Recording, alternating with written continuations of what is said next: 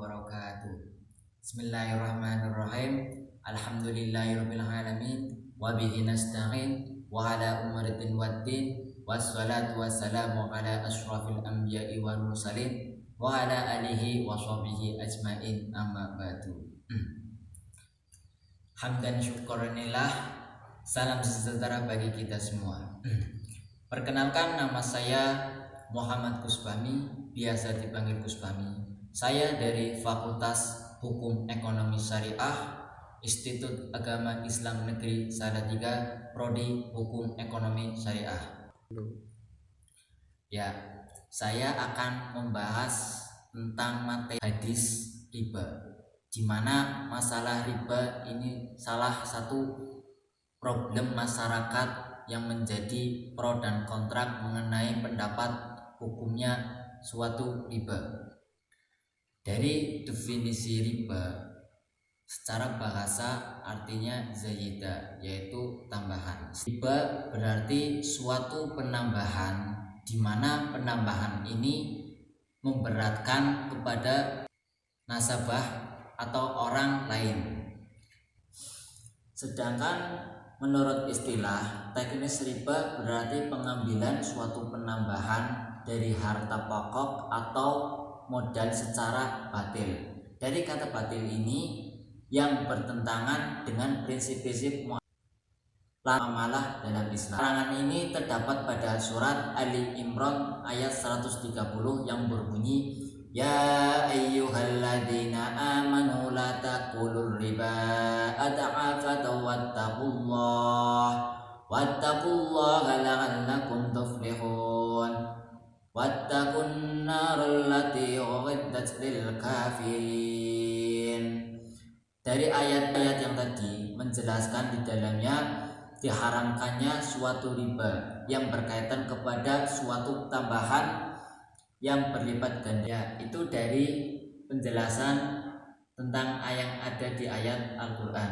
Nah, sedangkan untuk yang hadisnya, untuk masalah mengenai riba, dari sahabat Abi Sa'id Al-Khudri dalam hadis riwayat Bukhari, an Abi Sa'id Al-Khudri qala Rasulullah sallallahu alaihi wasallam, al-dhahaba bil-dhahabi wal fiddati bil fiddati wal burru bil burri wasyairu bisya'iri wat tamru bit tamri wal milhu bil milhi misla bimisli jadi faman zada awistaza faqad arba akhiru wal muqti fihi sawaun.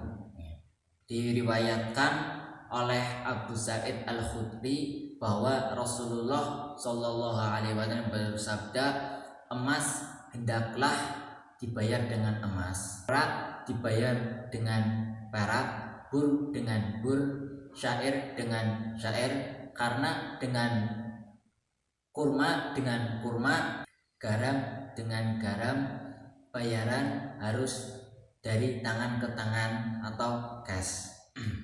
Barang siapa yang memberi tambahan sesungguhnya telah urusan dengan riba penerima dan pemberi, sama-sama bermasalah. Hadis riwayat Muslim. Ayat-ayat Al-Quran dan hadis mengenai masalah hukumnya riba. Nah, di sini saya akan menjelaskan tentang bunga di suatu perbankan. Riba secara bahasa berarti tumbuh dan berkembang atau bertambah. Contohnya seperti ini, si A meminjam uang ke si B sebesar 300, asalkan si A bersedia mengembalikan uangnya sebesar 350 kepada si B. Nah, dari situ kan ada penambahan 50.000. Itu bisa dikatakan sebagian ulama adalah dari bunga riba. Para ulama kontemporer membedakan pendapat tentang hukumnya bunga di perbankan. Pertama, ulama seperti Yusuf Kadarawi, Abu Zahrah, Muhammad Al-Ghazali, dan Mutawali Syairwi mengatakan bahwa bunga bank hukumnya haram karena termasuk riba. Terdapat ini juga pendapat forum ulama Islam seperti Majma' Afifah, MUI, Majelis Ulama Indonesia. Adapun diharamkannya riba terdapat surat Al-Baqarah 275. Nah, sedangkan lagi yang kedua ulama seperti Syekh Ali Jamah, Muhammad Abduh, Ahmad Syaitun, Muhammad Syed Tahawi. Mereka berpendapat pada firman Allah surat An-Nisa 124, jika dilakukan dengan perniagaan yang berjalan dengan saling menguntungkan, besar keuntungan di awal sebagaimana yang terjadi menentukan besar keuntungan dalam bank.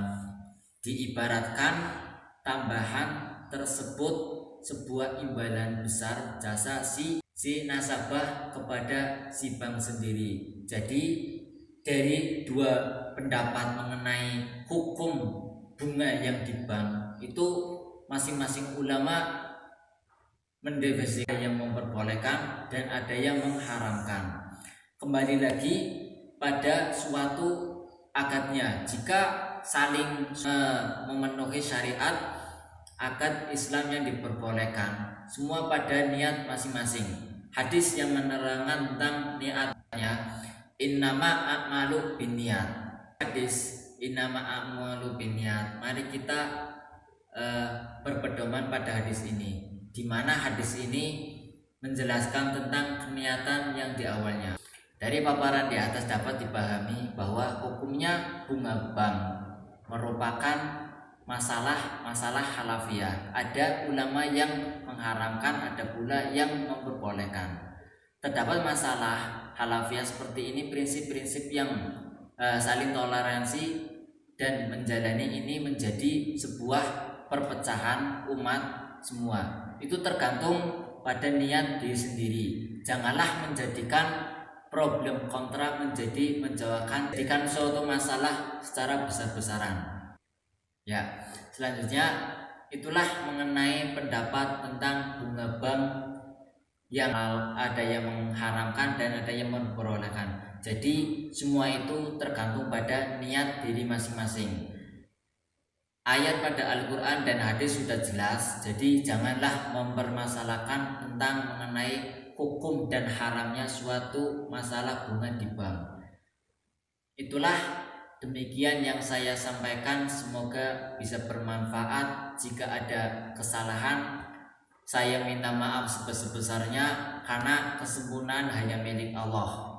Sekian dan saya akhiri. Assalamualaikum warahmatullahi wabarakatuh.